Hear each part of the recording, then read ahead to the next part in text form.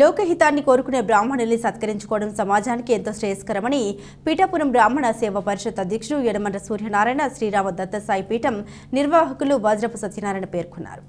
పీఠాపురంలో సుమారు 50 మంది బ్రాహ్మణ పురోహితులు, అర్చకులు, ప్రముఖులకు ఉగాది పురస్కారాలు చేశారు.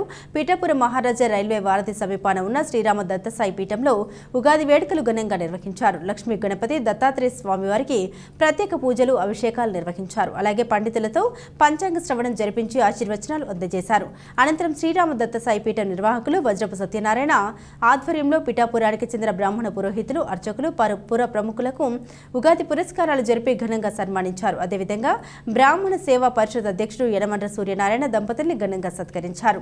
అనంతరం మహా అన్నదానం నిర్వహించారు. ఈ సందర్భంగా బ్రాహ్మణ సేవా పరిషత్ అధ్యక్షుడు యనమల సూర్యనారాయణ, పీఠం నిర్వాహకులు వజ్రపు సత్యనారాయణ మీడియాతో మాట్లాడారు.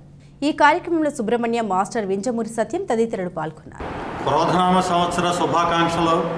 శ్రీరామ దత్త సాయి పీఠం నుంచి ఇవాళ బ్రాహ్మణులకి జరిగినటువంటి సత్కారం చాలా గొప్పగా మన బ్రాహ్మణికానికి శ్రీరామ దత్త సాయి పీఠం ఇక్కడ జరుగుతున్నటువంటి పూజలు, కార్యక్రమాలు అశేష జనాలు ఆదరిస్తూ మన శ్రీరామ దత్త సాయి పీఠం నుంచి ఇక్కడ క్రోధనామ సంవత్సరంలో బ్రాహ్మణులకి సత్కారం చేయడం చాలా ఆనందదాయకం.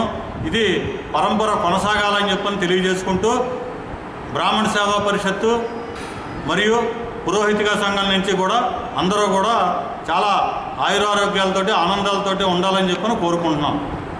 ఓం జై గురు దత్తాత్రేయ నమః.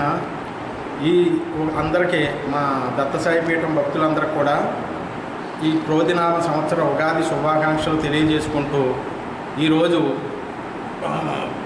మా పీఠం తరపు నుంచి ఈవేళ అన్నదానాలు, తర్వాత బ్రాహ్మణ సత్కారాలు, అలాగే భక్తులందరికీ కూడా శుభాకాంక్షలు తెలియజేయడం, పంచాంగ శ్రావణం ఇవన్నీ కూడా ఉదయం నుంచి జరిగాయి.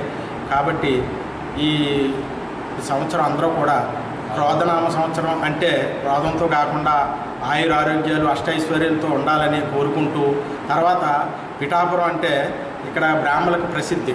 ఈ బ్రాహ్మణ సేవా పరిషత్తు మన యనమల సూర్యనారాయణ గారు ఏ సమస్య వచ్చినా కూడా వెంటనే ఆయన ఇందులో స్పందించి ముందుకెళ్తూ ఉంటారు.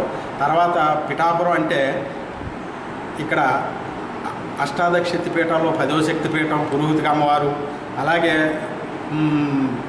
దత్తాత్రేయ స్వామి వారు స్వయంభూగా వెలిసిన క్షేత్రం, తర్వాత పంచమాధవ క్షేత్రాల్లో కుంతి మాధవ స్వామి, అలాగే కుక్టేశ్వర స్వామి, ఇక్కడ పురోహితిక అమ్మవారు శక్తిపీఠం అన్నీ కూడా ఇక్కడ దత్త పీఠంతో పాటు అన్నీ కూడా మన అన్ని జిల్లాల నుంచి వచ్చిన భక్తులందరూ కూడా ఈ క్షేత్రాన్ని దర్శించి తరించగలరని కోరుకుంటూ ఈ సంవత్సరం అందరూ కూడా సుభిక్షంగా ఆయురారోగ్యాలు, అష్టైశ్వర్యాలతో ఉండాలని కోరుకుంటూ జై గురుదత్త, జై గురుదత్త.